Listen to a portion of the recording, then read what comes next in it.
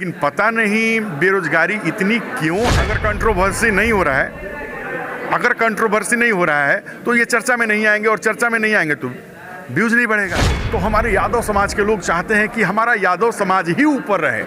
अरे कैसन बा जमाना, ई कैसन सरकार बा, मिलत नहीं खे नौकरी, का करो बेरोजगार बा, 40 के उम्र भई लगू और नया बता।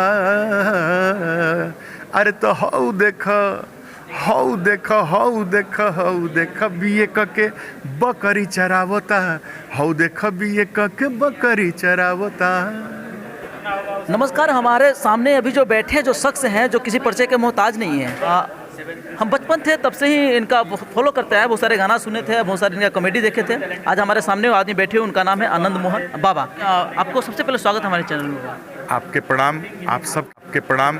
ये किस बेस पे होने वाला है? भोजपुरी में एक अलग ही देखने के लिए मिल रहा है, एक कॉमेडी होगा या फिर एक मोटिवेशनल होगा या फिर घर की ड्रामा होगा? ये जो गोलगप्पा के गपशप जो ये कार्यक्रम है, ये एपिसोडिक होगा। सप्ताह में एक दिन, हर एक शनिवार के शाम को ये गोलगप्पा इंटरटेनमेंट के माध्यम से, चैनल के माध्यम से आप इसे देख पाएंगे। और इसमें जो है हमारे भोजपुरी स्तंभ कहे जाने वाले भोजपुरी स्टार्स, भोजपुरी के अच्छे पर्दे के आगे और पीछे दोनों तरह के कलाकार जो हैं हमारे यहाँ आएंगे, और हम लोग इनके साथ जो है मनोरंजन करवाएंगे आपका, और उसके बाद इनसे सवाल जवाब भी करेंगे, और तरह तरह के ऐसे क्वेश्चंस भी होंगे जो कि आपने कभी सोचा नहीं होगा, तो उसका भी आप जवाब पाएंगे। इस तरह का कार्यक्रम। सवाल तो आपने आज से कई साल पहले खड़ा कर चुके थे इंडस्ट्रीज में अपने गाने के मार्फत से, जो हमारे समाज में अभी तक वो ट्रेंड चल रहा है। बेरोजगारी को लेकर आपने बहुत दिन पहले, मतलब कई सालों पहले आवाज़ उठाए थे एक गाना के माध्यम से। हम चाहेंगे, आज भी वही हाल है हमारे राज्य का, तो हम चाहेंगे कि 2 लाइन वो बेरोजगारी वाला गाना एक बार हो जाए। अरे कैसन बा जमाना, ई कैसन सरकार बा, मिलत नहीं खे नौकरी, का करो बेरोजगार बा, 40 के उम्र भई लगू और नया बता। अरे तो हऊ देख बीए के बकरी चरावता, हऊ देख बीए के बकरी चरावता। आपका ये जो गाना है कहीं ना कहीं सरकार पे बहुत ही बड़ा सवाल खड़ा करता है। क्या लगता है कि तब से लेकर के आज तक रोजगार के मामले में आपके गाना से कुछ प्रभाव पड़ा है? अभी तक तो देखिए दिखता नहीं है, और ऐसा भी नहीं है कि गाना से रोजगार मिल जाएगा या हम कह दें तो रोजगार मिल जाएगा। उसके लिए योग्यता बहुत ज़रूरी है।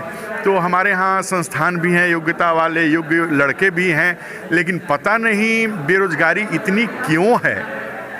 अब बेरोजगारी तो है जी, और सरकार उसके लिए तत्पर भी है, लेकिन पता नहीं क्यों कम नहीं हो पा रहा है, ये सरकार बताएगी।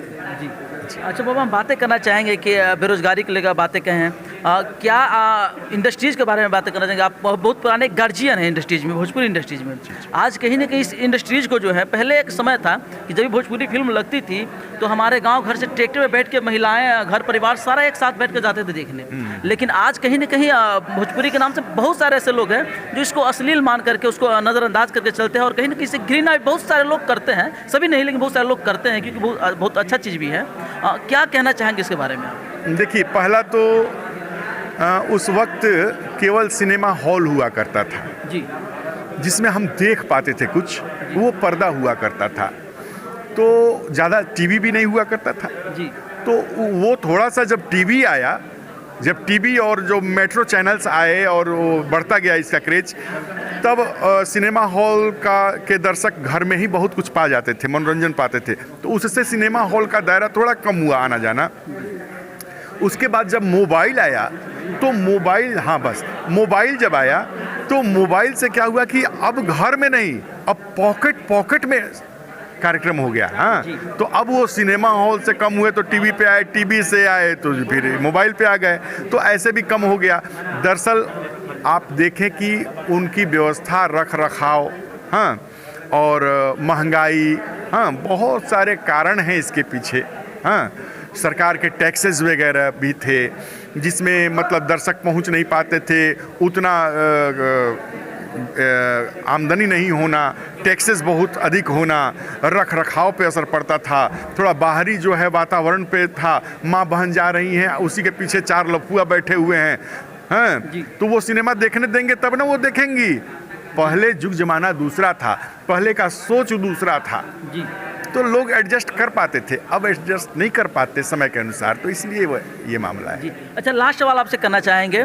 पहले भोजपुरी में ये होता था कि विनय बिहारी, आनंद मोहन, जिसके नाम से पता नहीं चलता है कौन से कास्ट के, कौन से समुदाय के लोग हैं, लेकिन आज लोग प्रत्यक्ष रूप से समुदाय को आगे करते ही हैं, लेकिन जहाँ तक देखा जाए तो जातिवाद को लेकर के विवाद खड़ा करते हैं या फिर अश्लीलता को लेकर विवाद खड़ा करते हैं। इससे आप एक गार्जियन है भोजपुरी का, आपके मतलब क्या बीतता होगा आप पे, जिसको आपने इतने प्रेम पूर्वक से अच्छे से इसको संवार के लाए यहाँ तक? ये दरअसल पहले नहीं होता था।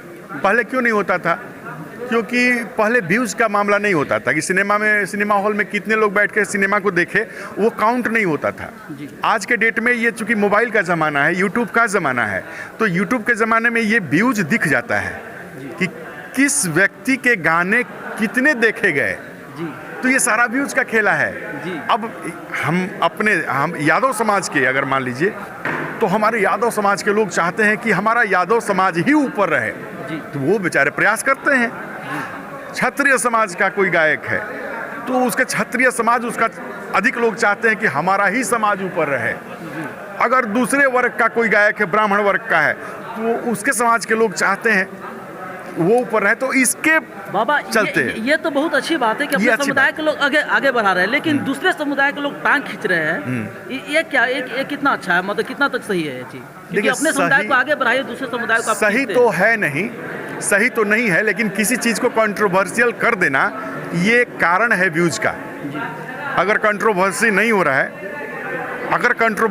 रहा है, तो ये चर्चा में नहीं आएंगे, और चर्चा में नहीं आएंगे तो व्यूज़ नहीं बढ़ेगा जी। तो एक कारण यहाँ भी है।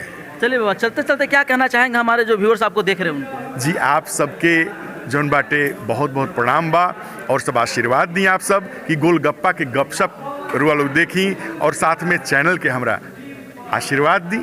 बहुत बहुत धन्यवाद।